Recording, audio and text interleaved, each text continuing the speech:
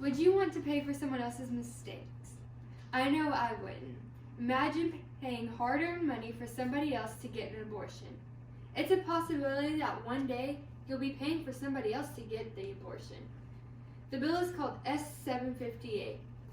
It's the Equal Access to Abortion Coverage in the Health Assurance Act of 2019.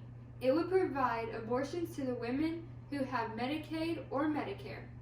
The bill would also prohibit states, federal government from interfering with any private insurance coverage with the abortion.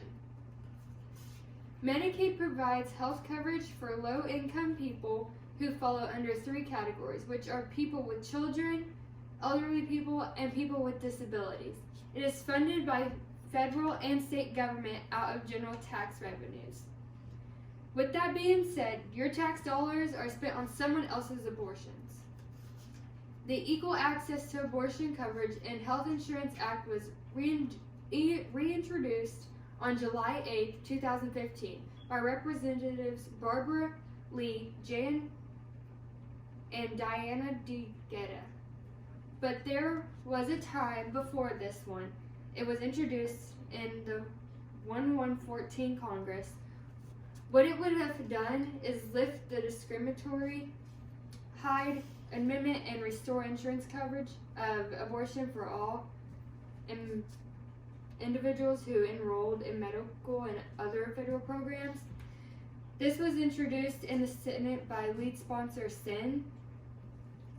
So the Hyde Amendment is pretty much a block of using federal dollars for abortions, unless there was like a rape involved or any type of life in danger involved in like the pregnancy, which is completely the way it should be, I think.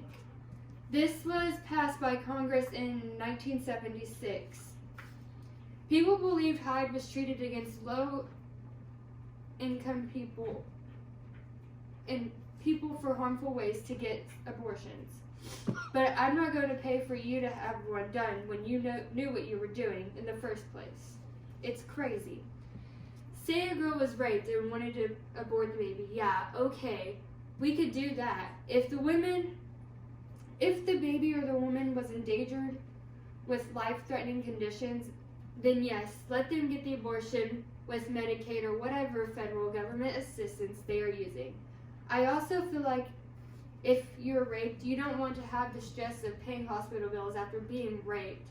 You also don't want the stress of paying hospital bills for a baby that you did want to keep. But it was either deadly for you or the baby.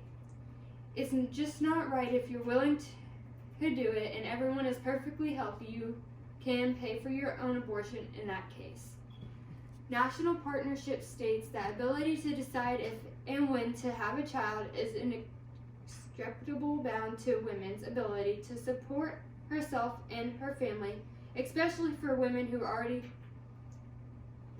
lives at the edge of poverty.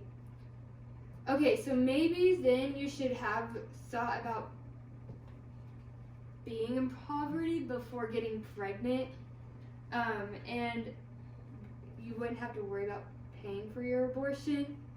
And in the end, I don't want my taxes paying for your abortion because you are irresponsible, and I hope you wouldn't either. See, when you